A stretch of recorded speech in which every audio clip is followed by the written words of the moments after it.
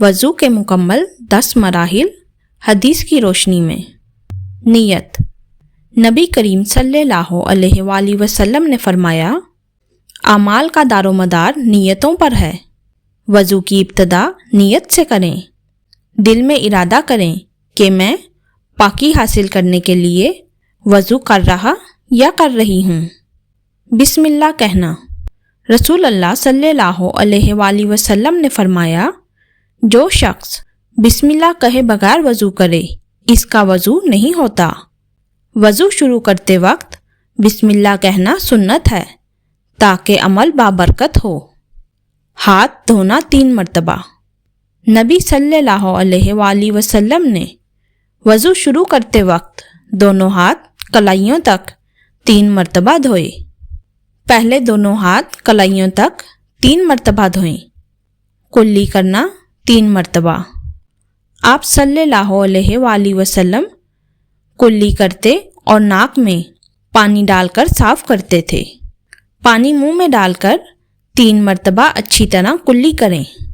ناک میں پانی ڈالنا 3 مرتبہ۔ آپ صلی اللہ علیہ وسلم نے فرمایا، ناک میں پانی اچھی طرح ڈالنا وضو کا حصہ ہے۔ ناک میں 3 مرتبہ پانی ڈالیں اور بائیں ہاتھ سے صاف کریں۔ چہرہ دھونا 3 مرتبہ۔ آپ صلی اللہ علیہ وآلہ وسلم نے چہرہ 3 مرتبہ دھویا۔ پیشانی سے تھوڑی تک، کان سے کان تک پورا چہرہ 3 مرتبہ دھوئیں۔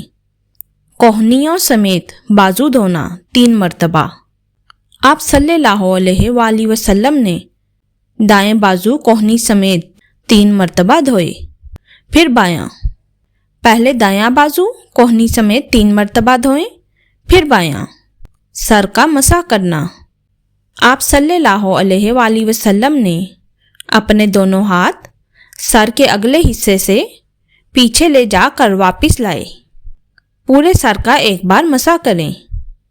کانوں کا مسح۔ آپ صلی اللہ علیہ وآلہ وسلم نے اپنے کانوں کا مسح سر کے ساتھ کیا۔ انگلیوں سے کانوں کے اندر اور انگوٹھوں سے باہر کا مسح کریں۔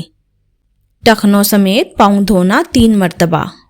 آپ صلی اللہ علیہ وآلہ وسلم نے پاؤں ٹخنوں سمیت 3 بار دھوئے۔ پہلے دایاں پاؤں دھوئیں، پھر بایاں۔ انگلیوں کے درمیان پانی گزاریں۔ وضو کے بعد کی دعا۔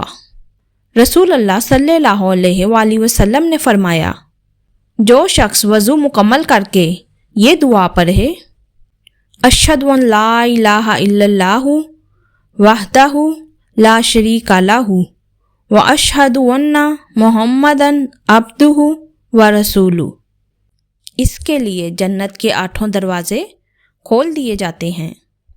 وضو مکمل کرنے کے بعد یہ دعا پڑھیں تاکہ جنت کے 8 دروازے آپ کے لیے کھل جائیں۔ جزاک اللہ۔